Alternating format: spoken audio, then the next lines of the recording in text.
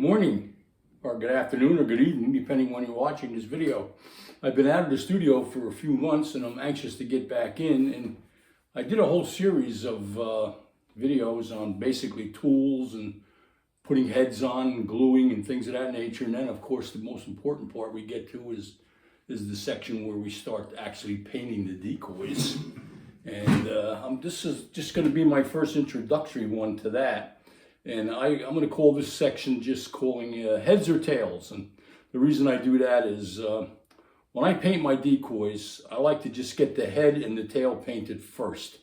As you can see, like by this bird here, I do the head and then I do the tail, because in order to do those things properly, you got to do a lot of holding on the body, because you're painting underneath, you're painting on the top, you're doing the bill, you're putting some color in the sides and the cheeks, you're putting a different color on the head, which are all things I'm going to cover in future videos.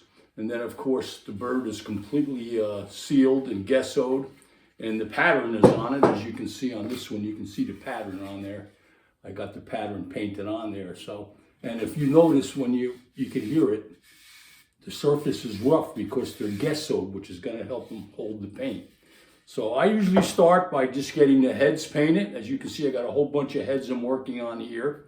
And I get the tail out of the way, because there you got to go underneath and on top. And again, I don't like to hold this section under here being painted. I don't like to have my hands all over it when I'm painting the head and all. So I make sure the bodies are just pretty well plain while I do that particular part of the videos.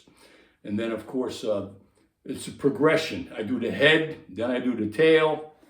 If I got to put the pockets in here, which you see here, the wing section there, this section right here, I paint that in. I get all that minute work painted in first. And then, of course, you do your side pocket, you do your basic top, and then you start doing your detail work. And hopefully you end up with something like, here's the beginning of this one, and here's what a finished product would look like. As you can see, do the head, do the tail, do the wing section with the primaries, the secondaries, and the wing, and then get yourself doing the top, and then do the sides. Step by step, progression by progression. That's how we get everything done. And of course, you end up with a nice looking pair of birds like that, which is a pair of scalp. Or you see something like this, which is a redhead that I did. The ones you see here on the table are going to be greater and lesser scalps. They're, the lesser scalp has like a purplish black type head, and the greater scalp has like a greenish head, which you can see here. The way I always remember it is greater scalp, green head, GG. And then this is just, the other one just ends up being a purple head. So that's the way it is. And I'll be covering these things in a series of painting videos, showing you how I put the top coats on, how I do the details, how I get the details in the wings, and get the bird looking like a real decoy.